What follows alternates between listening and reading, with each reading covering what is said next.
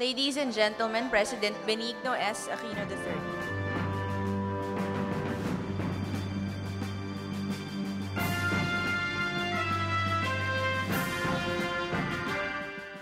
Your first question will come from Raymond Tenaza of Bombo Radio. Good noon, sir. Just your reaction, sir, to the statements made by some or about two Catholic bishops, business leaders, and other sectors in Mindanao with regards to their discontentment or nadismaya po sila doon sa with your position before during the Energy Summit that they have to bear with the or they have to pay for higher rates in Mindanao or live with the brownouts. Yung, siguro we can we have the slide that says the Mindanao grid load profile? Who's operating? Yan. Laser pointer nga natin, para di utak. Can I explain muna what the graph shows, no? Yung the red line shows yung demand. So it shows yung off-peak. This is peak, no? This is off-peak. Okay. Now, where do we get the energy? The energy comes from coal and geothermal resources. The bulk, this blue line, is hydro. It's about 52%. Yung yellow, which is the most costly, is oil. Okay.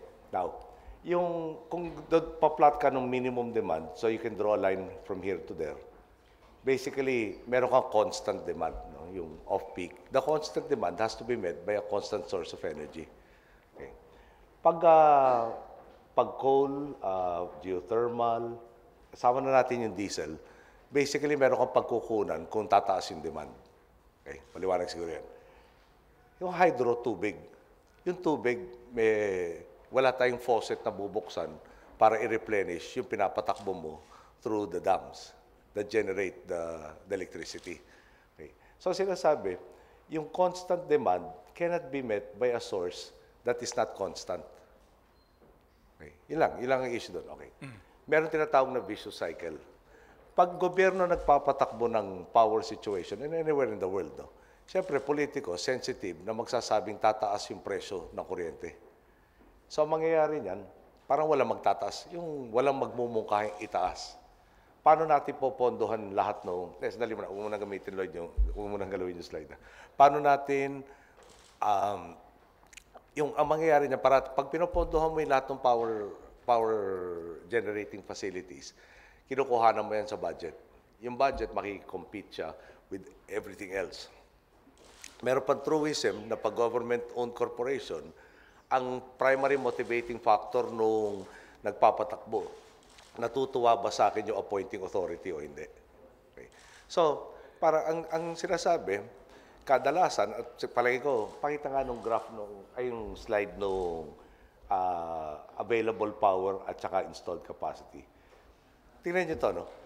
Installed capacity, total 982.1. Yung off-peak niya, 534, halos kalahati. Pakita nga sa thermal. Magkasunod lang yan. Thermal, ganun rin. Installed capacity, 821, 527. So, tinanong ko, no? Bakit ba yung installed capacity at saka yung nadodraw natin magkaiba? Balik mo nga yung hydro. Tingnan mo yung hydro, no? 982 versus 534. Pagbibigyan na nyo ako, hindi exact, pero halos 50% na lang ang nandyan. So, babalik tayo. Makina yan. Makina, masisira.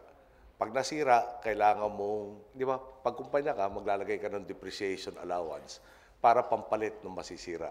Para i-upgrade rin, magre-reinvest ka, i-upgrade para mas efficient. Okay. Pag nakikipaglaban sa budget, walang katiyakan yon. So, ang nangyayari sa vicious cycle raw, takot lahat magsabing baka tataas yung or iiwasan na lahat na pataasan yung presyo ng kuryente, wala kang pondo ngayon pang replace ng mga masisira or i-upgrade. Okay. So, darating ang punto, ganyan ang resulta. No? Baksak na yung installed capacity. Dumadagdag ang population, dumadagdag yung ating business opportunities dito na magbibigay ng employment, dadagdag yung demand. So, darating ang punto, kakapusin yung kuryente, tapos tatanggapin ang maski ng presyo para lang matuloy yung kuryente. At yun ang iniiwasan natin.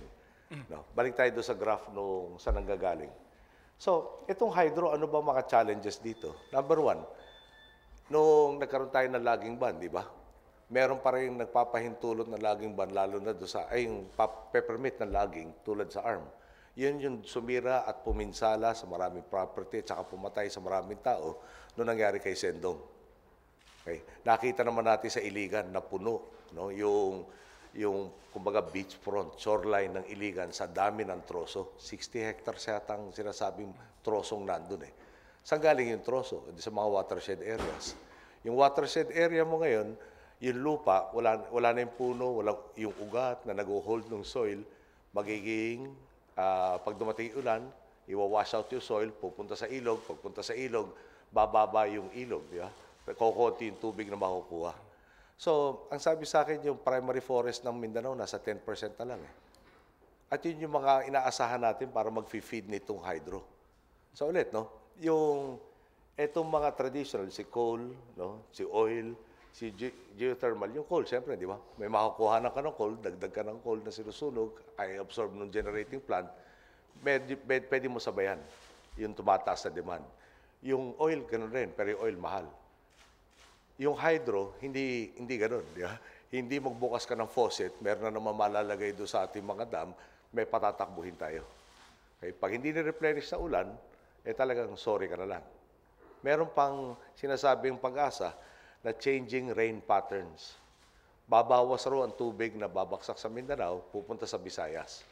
So lahat yan, kino-consider natin, paano ba yung pinakamagandang paraan para yung madagdagan yung kuryente na kakailanganin ng Mindanao, hindi lang ngayon, no?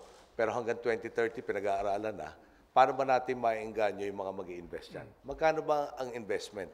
Sa coal, gas, no, at saka natural gas na plants, ine-estimate mga $2 million per megawatt. Sa hydro, $4 million per megawatt. Okay. So, ganun kalaki yung diferensya niyan per megawatt. No? Tapos, syempre, wala kayo itatayo dyan na hindi bababa sa mga 100 megawatts. So, may mga calculator na makipag-compute na lang kung magkano yung bawat isa. Okay. So, Mr. President, how yung sagutin ko lang, tinatanong rin ng mga bishops, yung renewable. Gusto rin natin yung renewable. Pero presently, ang pagkapaliwanag sa akin, no? Kasi kunyari, solar. Yung solar ba, maski saan pwede? Akala ko nung araw, dahil basta maaraw na lugar, pwede na. Pero meron rin pala mga ideal na posisyon. Depende kung yung posisyon ng lugar versus yung angulo, kung di ba, globe tayo. Hindi pantay-pantay yung pagdating ng solar energy, yung galing sa sun. Di ba? So, hinahanap rin yung mga pwestong yan. Presently, mas mataas pa rin di hamak ang presyo ng kuryente galing sa solar. Pag pinasok natin yan, kasi may sensitivity sa price eh. No? Mag-i-impact doon sa presyo ng kuryente. Hindi naman problema yung pasukan natin yung solar, biomass, etc. Solar, sigurado ako magkakaroon ng malaking dagdag sa presyo ng kuryente. Willing ba yung consumer bayaran for the clean energy? Okay. So, hindi natin sinasabing hindi dapat yan. Mukhang yung feed-in tariff rules malapit na rin matapos. No? Na yung mga patakaran para ito nga yung pang-engganyo doon sa renewable energy. Pero yung hindi darating yan maski saan, kailangan nating maengganyo yung investor na magtayo nito mga plantang to. Sa Luzon at sa Visayas, parang sa Mindanao, isa nakita kong chart, 3 pesos yata sa kanila. Nasa 7 at 5, kung di ako nagkakamali, or more, closer to 6. 6 yata sa Luzon, 7 sa Visayas. Yung generating charge na. Malayo yung generating charge na Mindanao. So, pinunta ko lang doon, pinapaliwanag ko, yung privatize natin yung Agus Pulangi systems, no? Baka doon tutungo eventually, pero hindi pa maliwanag yan. Natapos na lang yung period na exempted yung mga yon under EPIRA. Ngayon, parang sinasabi nga lang, palpak yung EPIRA. Hindi pa tapos yung EPIRA. Yung EPIRA, marami tayong supply ng kuryente from so many sources, mamimili ka dahil bibili yung mga consumers through the wholesale electronic spot market. Yung through the distributors, yung pag may competition, yun ang magpapababa ng presyo ng kuryente. Pero mag-uumpisa muna yan na marami supply. Kung wala namang supply, di ba? Mag-aagawan ka kung saan ang available. Okay. Yung baka hindi lang na-highlight na, dagdag ko na rin, isa sa mga inasikaso ng Department of Energy in particular, tsaka ng National Grid Corporation, merong isang chart, pinakita ko sa inyo, I think in the next room, if you remember, kung saan mas marami yung dinodraw ng lahat ng cooperatives versus doon sa kinontrata nila. So yun yung inayos yung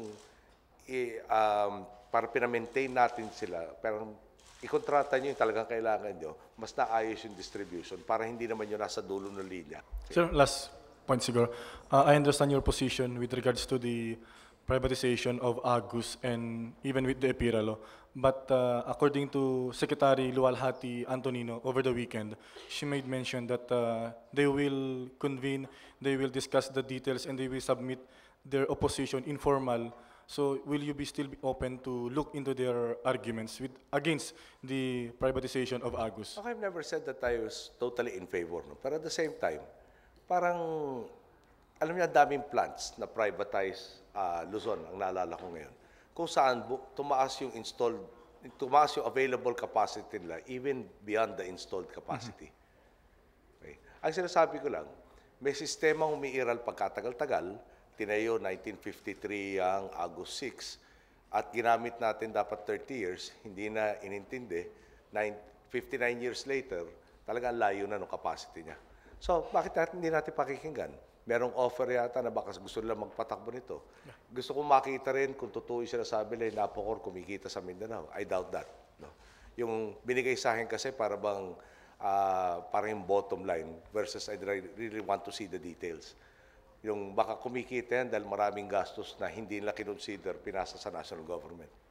Thank you, sir. Pero gusto mo lang, in short, no, hindi lang mapanatili yung mga nandiyan na facilities, gusto mong dagdagan, gusto mo makuha yung kabuuan ng kakayahan nila para meron kang energy pang support ng increasing economic activity in Mindanao. Thank you, sir. Thank you.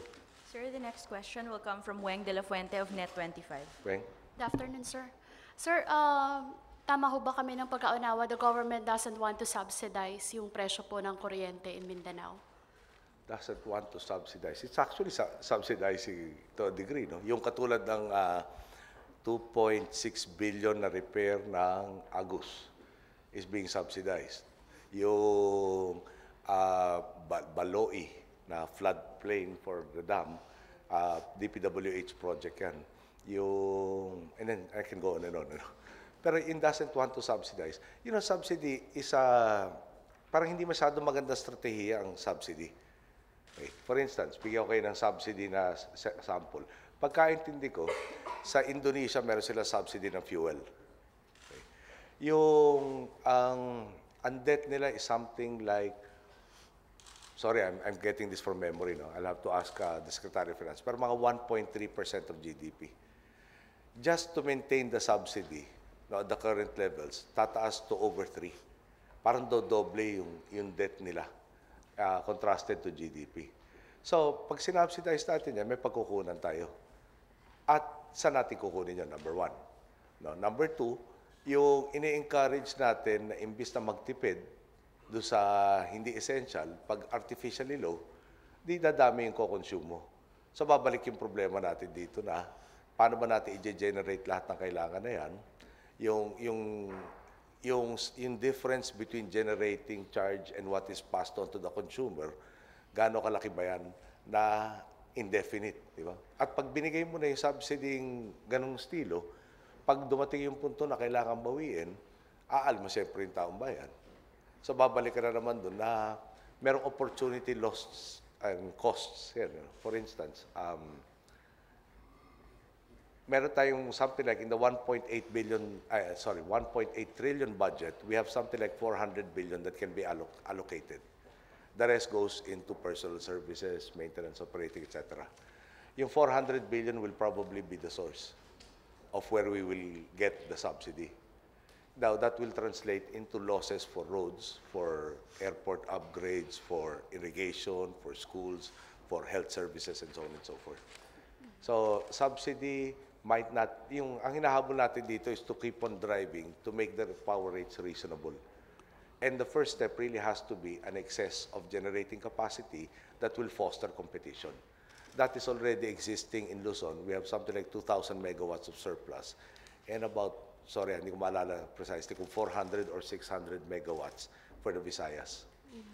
Sir, last Friday po yung mga local governors po sa Mindanao, they said na magsasubmit sila ng manifesto against sa privatization of Pulangi and Angus. And I will read it. But when I was there, and I saw several governors, none of them told me that. How would you appease po yung mga local officials na pushing for Yung this? titingnan natin kung gaano ka-reasonable yung sinasabi nila. Then I'm open to discussing it further with them. That was just an initial, no? Pero ulitin natin, no? And I'm assuming that the EPIRA as is a law presently constructed allows us to further delay the privatization of these NPC assets. Sir, one last point po. Formally, the use of or the study of possible use of nuclear energy was endorsed during the summit. Ano po ang pagtanggap dito ng administrasyon? Well, may ongoing study at DOST. Pero inaalala ko lang when you have the Japanese who had the tragedy in Fukushima, you have the Germans rethinking about utilizing nuclear energy. And when we look at how meticulous and studious they are in following all of the rules and regulations to ensure safety, and we are not as meticulous and studious, medyo it gives us, you really have to study the matter very, very well. No? Japan, with all its technological prowess, was very hard put to address the situation in Fukushima. And they've been utilizing nuclear energy for quite a long time. So tayo na nascent, can we say that we will do better than them from the bat, right off the bat? But Mr. Mark Cojuangco, sir, presented a new technology, yung the use of small modular reactor for small communities lang daw po. And we will study it again. Okay. Pero there are other sources of energy that have less impact or potential negative impact that are available to us. Okay. Thank you, sir. Thank you. Sir, next is Mia Gonzalez from Business Mirror. Yeah. Morning, sir. Sir, is there anything that those opposed to your plan can say at this point to make you change your mind, or do they have to swallow the bitter pill that you're prescribing since it seems to be the only feasible solution? I think yung gagawin natin, kung kulang pa yung pagkukumbinsi natin, mahirap naman na ang tagal-tagal na pinag-aaralan to at may mga conclusion sila na kagad sa isang oras at kalahating pag-uusap makukumbinsi ko sila ng buo. Pero palagay ko pinag-aralan na mabuti to, dadagdagan natin yung mga dialogue kung kailangan. Pero at the end of the day, pwede bang i-maintain? Alam niyo yung katulad ng pag-charge, isang factor doon, zero depreciation na itong ating hydro plants. Dahil nga, lahat naman tayo nagkaroon ng basic accounting, di ba? Parang 10 years depreciation. Dito, papunta ka na 60 years So, baka hindi na fina-factor in yung cost. Pero ang dulo nga niyan, 30 years mo lang magagamit, at some point in time, kailangan mo papalitan. Yun na nga ginagawa natin, pinapalitan natin yung turbina doon sa Agus 6, sa units 1 and 2, and other equipment. Pag pinakita natin yung ano ba to maintain, sino ba magme-maintain, saan natin kukunin yung pondo, palagi ko makikita naman nila na kung bibigyan mo ng pagkakataon na yung negosyante, mag-i-invest at may paraan naman na para kumita. At ulitin ko, bago tayo pumunta dyan, may mga nagsasabi na pag pinatakbo yung barges, kagad dadagdag ng 14 pesos per kilowatt hour yung kanilang gastusin. At hindi po ganoon na nangyari. Sa Gensan, ang nire-report sa atin, parang plus 54 centavos per kilowatt hour. So, babalik tayo. Kailangan natin ma-encourage na dumami magtatayo na generating facilities dyan, magkakaroon ka ng supply at magiging over yung supply kung saan magiging feasible yung competition na magpapababaan ng presyo. Kung pare-pare lang na may kuryente kung saan mo kukunin, pero isa ay mas mura kaysa sa kabila, di siyempre doon ka tutungo. Pero iwan natin sa sistema umiiral na kung saan di tiyak na mapopondohan yung pag-upgrade, pag-repair, pag-maintain. Tapos pupunta ka na pahina ng pahina yung capacity nila mag-generate ng kuryente. Darating ang punto na talaga sobrang haba ng mga brownout, tatanggapin na maski anong presyo. At hindi natin gusto mangyari yun. Gusto natin planuhin na paano makuha yung parami supply. Ganun ba kalala? 170 ang tinatayang deficit. Doon pag natapos itong mga tinatawag na embedded na 74, tsaka yung unang ginagawa sa Pulangi, 174 ang sasama sa grid, magkakaroon ka surplus ng 4 megawatts. Pero umpisa lang yan. may mga barges na tinitingin para mapuno yung 2013 na pangangailangan. At 2014, naasahan yung mga base plants na nakatayo na. So, sir, you're still convinced that you can convince them to see the rationality of your plan? Palagay ko, napaka-obvious yun. Basta buksan lang natin ang konti pag-iisip natin. Tapos historical data. No? Ito, sila exempted sa IPIRA. Ito ang sitwasyon sa kasalukuyan. Paano magbabago yung sitwasyon kung hindi papalitan yung umiral ng pagkatagal-tagal? Thank you, sir. Thank you. Sir, your next question will be from Michael Fahatin of GMA7. Michael. Good afternoon po. Before I go to the question kay VP Binay po, I might fumble a bit. Tungkol po sa Mindanao crisis po, sir. Do you think, sir, na ito pong mga critics na naglabas sa pagkatapos po ng Energy Summit, do you think you're unfairly misquoted or misunderstood? Ano po bang talagang mensahe na gustong iparating ninyo at para makumbinsi ang Alam niyo yung may mga critics na nagsalita, pero nagtataka lang ako kasi yung certain organizations that were quoted, right after it, natuwa na hinarap ko raw yung mga issues at hindi tayo nagpa-cute, hindi tayo nag-pander to the masses, di ba? Para bang pwede naman tayo magsabi dyan ng lahat ng mga statement na ikatutuwa ng bawat sektor. Pero sa dulo nito, iiwan ko lang yung problema sa susunod na papalit sa akin. At in between, kung wala tayong ginagawa solusyon, di pinahirapan ko yung mga kababayan na pinangawa kong paglilingkuran. Okay? So, obviously, yung mga positive comments tulad ng dati, hindi naman umiral, pero kaya ko i-produce sa inyo yung mga nagpadala sa atin ng positive. Okay? Yung sa criticisms, may mga kanya-kanyang advocacies no? At maganda nga ito, baka dapat yung isa-isang sektor na kausapin ko na may mga question, tapos magdialogo kaming mas extensive. Ngayon, ang problema lang nga nun, may meeting sila nung buong umaga, hinarap ko sila nung hapon kung saan ako inataasan na kausapin sila at magkaroon itong question and answer, hindi talaga sufisyente sa oras at kalahati. Pero may kasabihan tayo, di ba, na kung ano itatanim mo, yun aanihin mo. Itong panahon na magtanim ng yung kasiguraduhan na may tiyak, na may kuryente sa Mindanao, na isang magiging susi, makakatulong sa pag-asenso matapos na ngayon land of promise to become the promise fulfilled land. Thank you, sir. Ang next question ko po, tungkol po kay VP Binay. He has pronounced that he has plans to run for president in 2016. Coexistence in government is possible now, sir. But the inevitable split, sir, in terms of politics, do you see a problem in the future? Since he is a member of your cabinet. Inevitable split, I don't know if that is inevitable. Alam mo yung assuming I am and this administration is successful in what it is attaining or trying to attain. Kunyari talaga napakatindi na ng transformation na nangyari. Alam mo, pag kada umiikot tayo sa kalsada, nagugulat ako doon sa mga development na nangyayari na minaliit nyo. Pero ako, katulad doon sa Kapitolyo sa Pasig, Kapitolyo na Rizal, na pagkatagal-tagal na gano'n ang itsura, grade school pa ako gano'n itsura, ngayon nakabakod. At talaga inuumpisa na yung development, that's about 10 hectares yata. Meron dito sa Bima pa na nadadaanan ko rin, mga dalawa, yung medyo malawak na nakabakod rin at ina-announce yung kanilang mga itinatayo. So, assuming nandun yung economy natin na talagang 8.8% growth nga pala sa exports, nireport sa atin ng DTI, yung January figures comparing it to parang year on year. No? So, pag lahat nito nangyari, judicial system na talagang matino, peace and order mo na tuloy-tuloy yung the last 2 years na have yung incidents of crime. No? So, every 2 years, gano'n nangyari. Sino kaya politiko tatayo at sasabihin, ayaw namin lahat na nangyaring yan? No? So, yung inevitability, baka, pero baka hindi. So, importante nito, yung si VP Binay, kasama sa administrasyon na kung saan kahadamay siya pag napapaganda natin ang sitwasyon sa Pilipinas.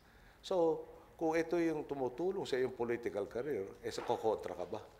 So, palagay ko, yung nasa interest rin niya, nakabilang nito kabineting to, talagang makitulong ng gusto at tinutulungan naman niya kami ng gusto sa larangan ng OFW, sa larangan ng housing, para nga magtagumpay yung mga inaambisyon ng administrasyon kasalukuyan. Sir, if I make a follow-up, kasabay din po ng pronouncement po ni VP Binay and Secretary Mar Rojas naman po has said that he has no plans whatsoever to run in 2016.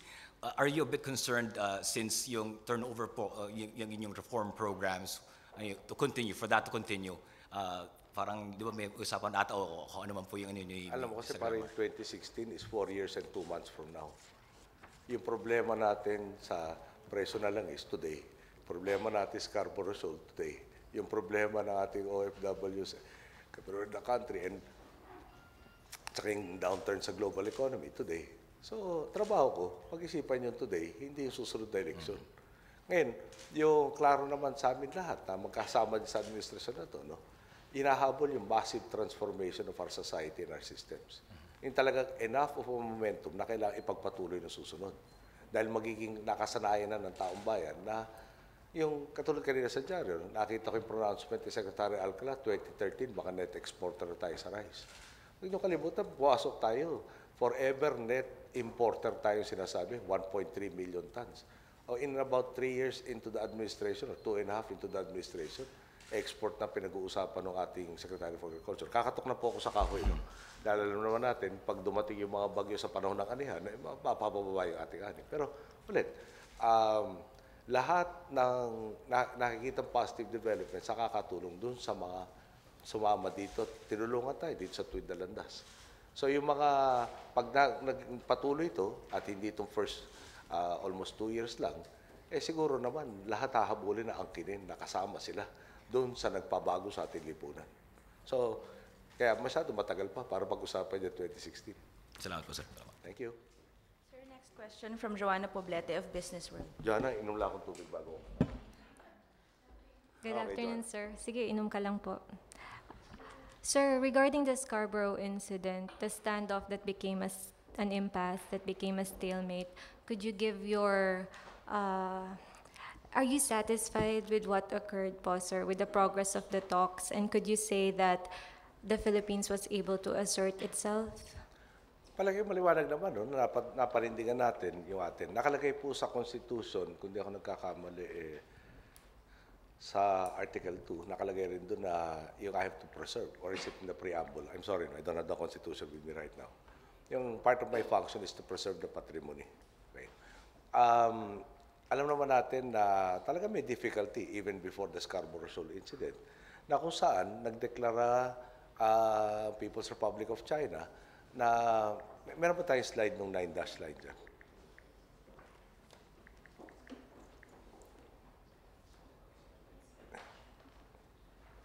Meron kasing nilabas noong 2009, alam na natin lahat yun, yung 9-dash line. Di ba?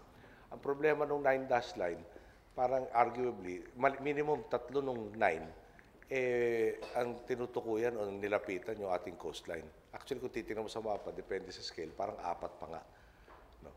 So, nagdeklara sila ganun publicly. Alam naman po natin sa China, yung face, napaka-importante. Okay. So, pakitingnan lang po yung mapa, no? Yung lahat ito, dash. 1, 2, 3, 4, 5, kulang to. Teka, 1, 2, 3, 4, 5, 6, 7, 8. May isa pa dito sa taas. Ay, sorry. Meron pa pala dito sa taas. Pero yung nakapaligid sa ating baybayin, 1, 2, pero dito sa Palawan, 3. Tsaka lampas ito kapraso. Laki mo ako, TSK. Sorry, 4 pala, 4. 1, 2, 3, 4. So, paano ba yung magko-confirm sa UNCLOS? Paano ba atrasan yung binigkastan nila na hindi sila mapapahiya? At alam natin from the start ito, difficulty. So, klaro natin sa kanila, walang intensyon na walang intensyon, for instance, yung Philippine Navy vessel na mission niya specifically, puntahan yung Scarborough Shoal. Papunta po yung Del Pilar sa, pwede bang urong mapa konti dito? Na anyway, dito parte na sa ating eastern coastline, sa bandang northern Luzon, kung saan inaasahan yung North Korea na stage of the rocket, babaksak. So magbabantay doon. Papunta dyan, nasabihan ng isang Philippine Navy na aircraft na may na-spot na mga fishing vessels dyan, at part of their duty also is to enforce our maritime laws. Tinignan, in-inspect, nakita nga lahat ito endangered species na pareho po tayo ng China, signatory to a convention called CITES on endangered species. At palagi ko naman nakita ninyo yung mga litrato nito mga endangered species na na-harvest ka dyan. So, part of our job is to protect our patrimony. So, ang point ngayon, in fairness to China, and in our case also, yung Philippine Navy vessel has been withdrawn for quite a number of days already, parang pagkarating ng Coast Guard to, again, de-escalate the situation.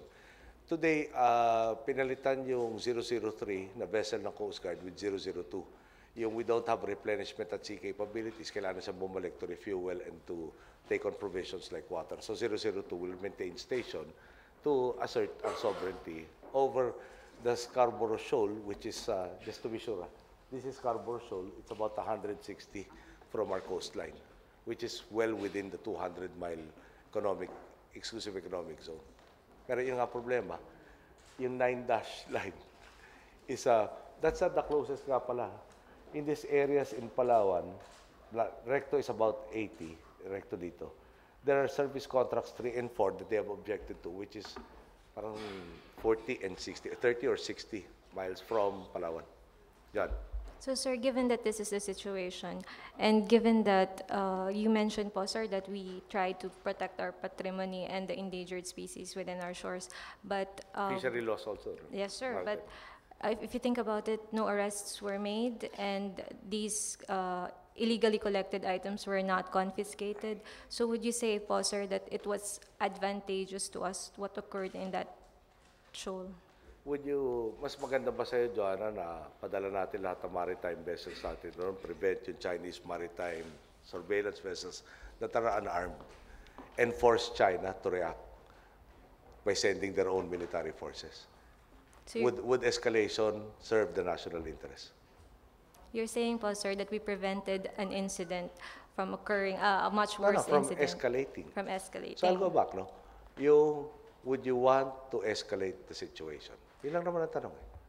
Sir, in answer to that question, what is the way forward, and how do we prevent such an incident from occurring again? We have been trying to get, di ba, parang ASEAN involved in this. We have, we're exploring through the DFA 6 from the start. No, nagkaroon tayo nung incident sa Recto Bank. 6 particular methods. Unfortunately, I think about 4 of them need China's acquiescence for us to get to that fora to resolve the dispute. We're still engaging all the claimant parties, including China, to resolve these differences. Pero this is an issue that started in the 70s when I was still in the grade school. No? And it has, shall we say, become complicated further by the 9-dash theory of China. 2009 lang yun. So it's still a work in progress. We're trying to come up with a code of conduct that unfortunately still is a subject matter for discussion. 2002 naman nag-umpisa yung discussions on the code of conduct. Okay, sir. I think somebody will be following up. Sir, next is JV Ursena of Radio C. Sir, follow-up lang po sa Scarborough issue, sir. How do you plan to de-escalate po the tensions sa Scarborough? Will you bring it po sa ASEAN or sa UN po? Well, yun ang point, no? Sa atin, yung ating munang actions. Palagay ko, yung unang vessel that we had at the area was a Philippine Navy vessel.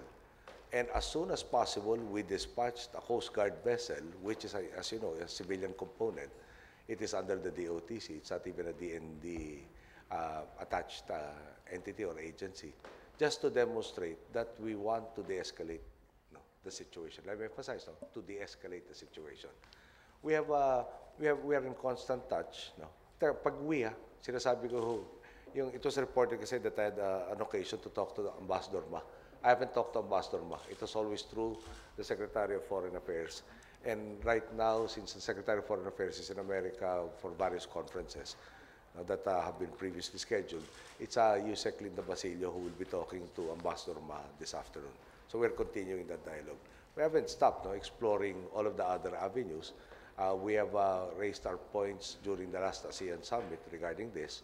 And we are still steadfast that we have 2 missions. One, not to escalate the situation, and 2, to protect our sovereignty. Sir, nagsimula na po yung balikatan exercises ng government at saka US ngayon.